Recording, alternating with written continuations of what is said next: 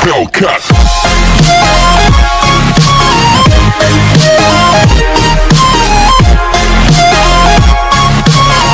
Good morning students, welcome to the Rainbows online classes. आज का जो हमारा सेशन है वो है पार्ट मतलब हिंदी का है, जिसमें हम कक्षा 4 की हिंदी पढ़ने वाले हैं। पार्ट है 5, जिसका नाम है अब्दुल कलाम की कलम से। आज जो हम पार्ट पढ़ने वाले हैं वो अब्दुल कलाम जी के बारे में पढ़ने वाले, जो हमारे देश के राष्ट्रपति थे।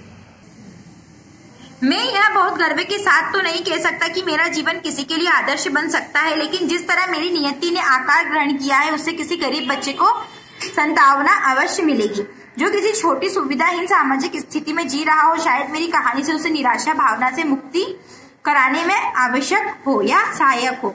बच्चों, 15 अक्टूबर 1931 में मेरा जन्म हुआ था तमिलनाडु के रामेश्वरम में। मेरे गांव का नाम था धनुषकोडी। मेरे पिता का नाम जैनुलाब्दीन और माता का नाम आशिमा था। मेरा पूरा नाम अबुल पाकिर जैनुलाब्दीन अब्दुल कलाम है।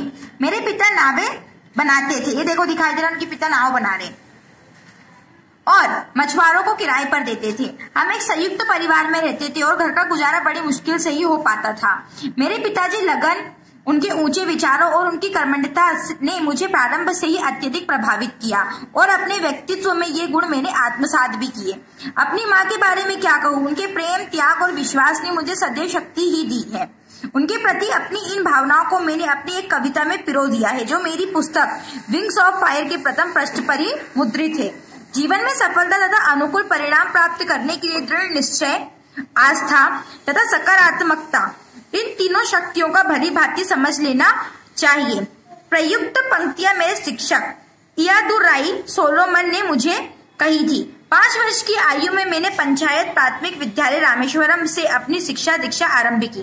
कई बार ऐसी आर्थिक कठिनाइयां भी सामने आई कि मुझे समाचार पत्र बेचने का काम भी करना पड़ा। 1958 ईस्वी में मैंने मद्रास इंस्टीट्यूट ऑफ टेक्नोलॉजी से अंतरिक्ष विज्ञान में स्नातक की पढ़ाई पूरी की। मुझे भौतिकी से बहुत प्रेम था और मैं एक पायलट बनना चाहता था, लड़ाकू विमान उड़ाना चाहता था। मैंने उसकी परीक्षा भी पास की, परंतु उन्हें 8 व्यक्तियों को ही चुनना था। मैंने उनमें 9वां स्थान प्राप्त किया था। यहीं से मैंने अपनी दिशा बदल ली। जब तक आप अपना 100% योगदान नहीं देते, तब तक आप सफल नहीं हो सकते, और आपके द्वारा किया गया 100% योगदान आपको कभी असफल नहीं होने देगा। 1962 में मैं भारतीय अंतरिक्ष अनुसंधान संगठन से जुड़ा और मैंने परियोजना महानिदेशक का पद संभाला। भारत का पहला स्वदेशी उपग्रह प्रक्षेपात्र SBL तृतीय बनाया। पृथ्वी और अग्नि जैसे प्रक्षेपात्र स्वदेशी तकनीक से बनाए। अपने देश को अंतर्राष्ट्रीय अंतरिक्ष क्लब का सदस्य बनवाने का स्वप्न जो मैंने देखा था वह पूर्ण हुआ। पोखरण में परमाणु परीक्षण करके भारत ने परमाणु शक्ति संपन्न राष्ट्रों में अपनी जगह बनाई। अपने देश को सर्वशक्ति संपन्न बनाने का मेरा सपना पूरा हुआ। सपने वे नहीं होते जो आप नींद में देखते हैं, सपने तो वे होते हैं जो आपकी नींद ही नहीं आने देते। समय के साथ मेरी जिम्मेदारियां बढ़ी। पहले भारतीय रक्षा मंत्रालय में मुझे वैज्ञानिक सलाहकार बनाया गया।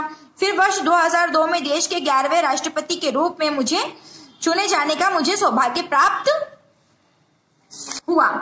मैं राजनीति से अधिक देर तक बंधकर नहीं रह सकता था, अतः वर्ष 2007 में अपने कार्यकाल के समाप्त होते ही मैंने दोबारा राष्ट्रपति न बनने का निर्णय लिया।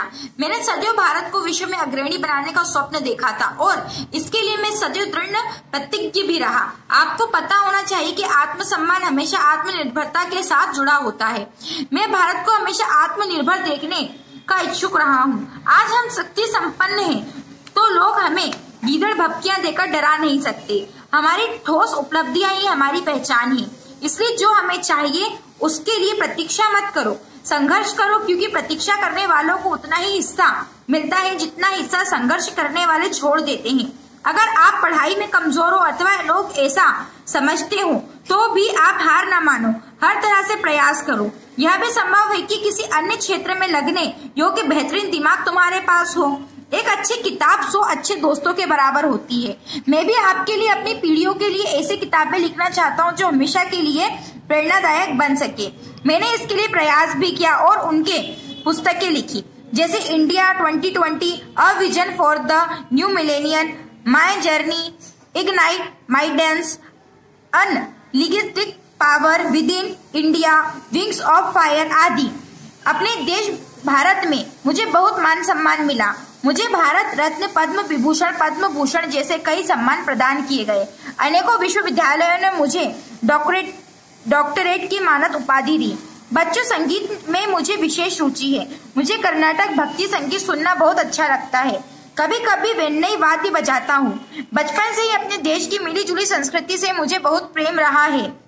मैंने गीता का अध्ययन मनन पूरे मनोयोग से किया है। बच्चों से अपने विचारों का आदान प्रदान करना मुझे सदैव भाता रहा है। मैं सभी भारतीयों से यही कहना चाहता हूँ कि आत्मविश्वास और कर्मठता हमारी सफलता को जड़ से मिटाने के लिए परम आवश्यक औषधियां हैं। जय हिंद। हमने ये सारी जानकारी किसके लिए? डॉक्टर एपीजे अब्दुल कलाम के बारे में पढ़ी। आगे 27 जुलाई 2012 को शिलांग में डॉक्टर अब्दुल कलाम का निधन हो गया। उस समय वह भारतीय प्रबंधक संस्थान शिलोंग में एक व्याख्यान दे रहे थे। इस कर्म योगी की मृत्यु भी काम करते ही हुई। वे लगभग 84 वर्ष के थे। ठीक है, मतलब ये इंसान ने अपनी पूरी लाइफ किसको समर्पित कर दी? हमारे देश भारत को समर्पित कर दी। ठीक है, हमें इनकी स्टोरी से, इनकी केस स्टडी से बहुत कुछ सीखना चाहिए। इस पार्ट से संबंधित सारे प्रश्न उत्तर हम आपको व्हाट्सएप ग्रुप में अवेलेबल करवा देंगे। ओके, आई होप आपको ये सेशन समझ में आया होगा। Okay, thank you, bye.